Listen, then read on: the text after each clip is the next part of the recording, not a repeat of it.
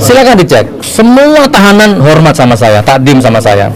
Ini kan juga alam raya nih. Allah men-setting, nggak ada penoda agama diperlakukan seperti itu. Nah,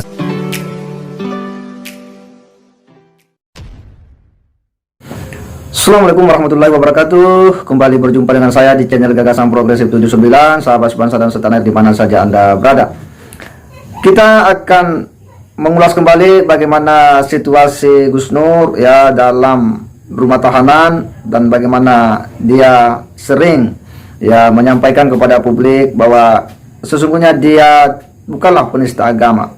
Ada sejumlah tanda-tanda yang menurutnya Gus Nur ini adalah alam ya yang men-setting ini semua, bahwa saya bukan penista agama. Bagaimana katanya dia diperlakukan dengan sangat istimewa oleh Karutan ya, bagaimana dia diperlakukan, dihormati ya, ditaksimi dan sangat dihargai oleh para tahanan, yang oleh Gus Nur bahwa ini adalah semua tanda-tanda bahwa saya bukanlah penista agama.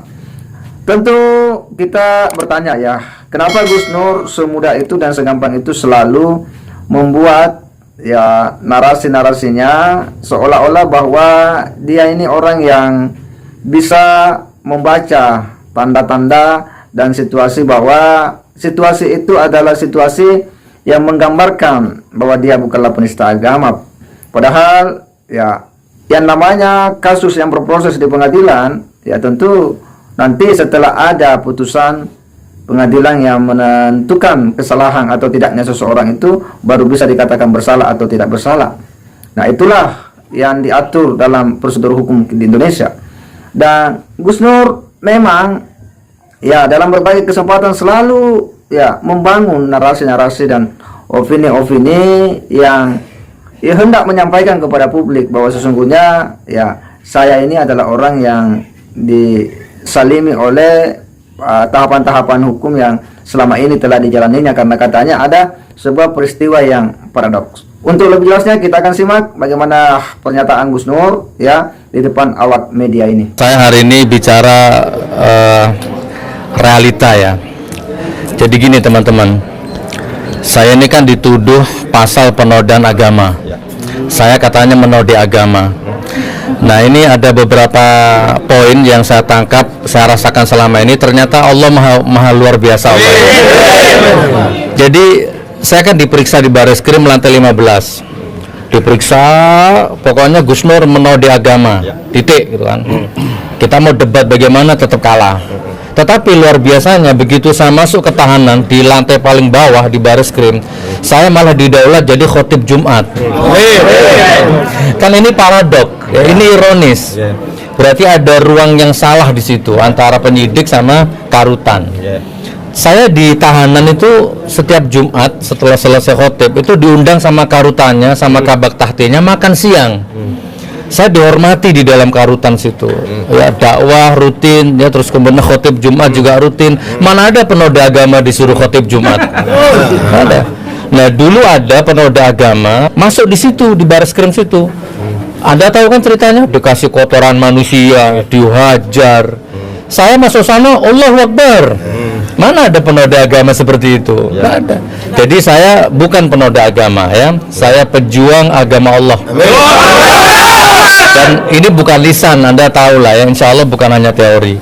Oke, terus saya dipindah lagi ke rutan Polda Jateng di Semarang. Walaupun saya di sana sempat diisolasi macam-macam, tapi di sana saya juga didaulat untuk ngimami sholat. Silakan dicek. Semua tahanan hormat sama saya, takdim sama saya. Ini kan juga alam raya nih. Allah men-setting, nggak ada penoda agama diperlakukan seperti itu. Nah, sekarang saya dipindah lagi di rutan Makobrimob Surakarta sini. Monggo main-main ke sana tiap hari jam 2:30 sampai jam 4:30. Silakan ngobrol sama petugasnya. Ya kan, saya di situ tiap Jumat khotib di situ di Makobrimob situ.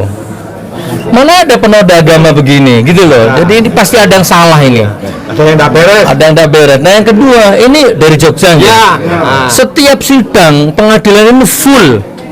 Ya, pengunjung, umat, jamaah ya, Surabaya, Blitar, Ponorogo, Semarang. Jelas bagaimana Gus Nur mencoba menggambarkan ya, mendeskripsikan bagaimana situasi yang dia alami selama di rumah tahanan.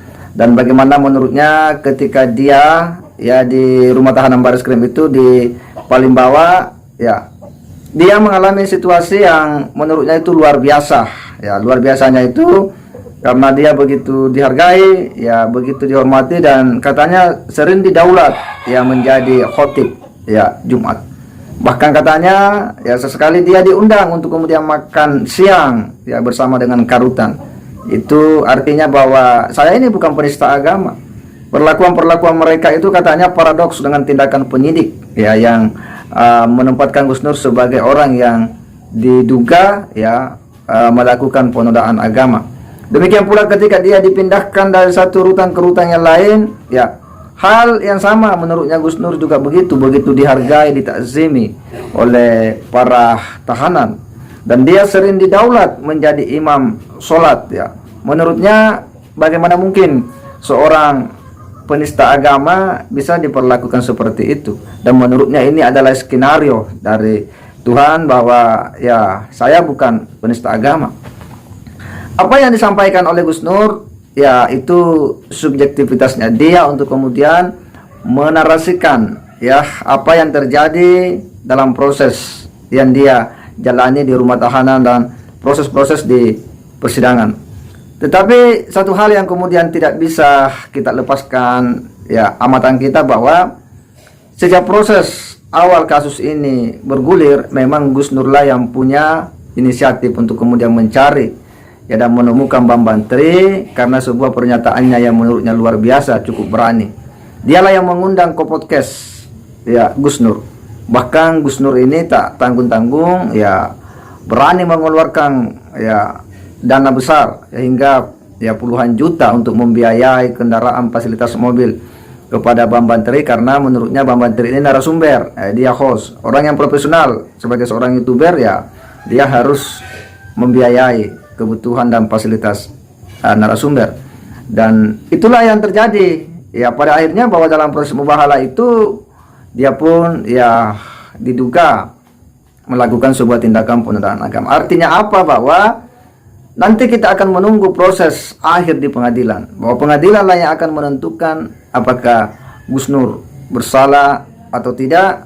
Ya kita akan lihat ya, karena ini bukanlah pengadilan opini, ya bukanlah pengadilan jalanan, bukan juga pengadilan rakyat sebagaimana yang sering digembar-gemborkan oleh Eki Sujana. Mereka ini kan sering membangun opini-opini ya untuk mempengaruhi publik bahwa saya bukan penista agama. Sekali lagi, ini bukan pengadilan kita, ini adalah bukan pengadilan opini, tapi sebuah sistem peradilan yang mengedepankan pembuktian, dan pembuktian ini adalah merupakan salah satu ya syarat bagi hakim untuk kemudian memberi putusan terhadap perkara yang sedang diajukan kepadanya.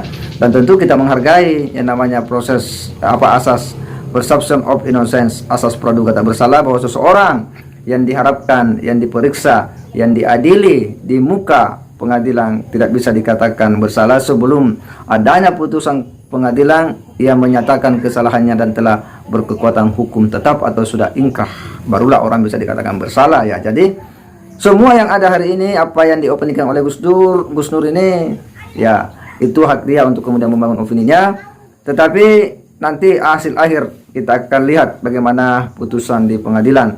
Yang jelas bahwa apa yang telah menjadi polemik hari ini itu sumbernya dari mereka berdua, yakni Gus Nur dan Bambang Tri yang telah bermubahalah, bahwa keributan-keributan di luar sana, keriuan-keriuan di luar sana itu karena mereka yang melakukannya, mereka yang memulai. Artinya memang mereka yang harus mempertanggungjawabkannya ya secara hukum di muka pengadilan. Semoga bahwa kasus ini cepat selesai dan ada kepastian hukum terkait dengan ya status perkara ini dan juga status daripada Bambang Tri dan Sugi Nur. Saya kira demikian. Wassalamualaikum warahmatullahi wabarakatuh.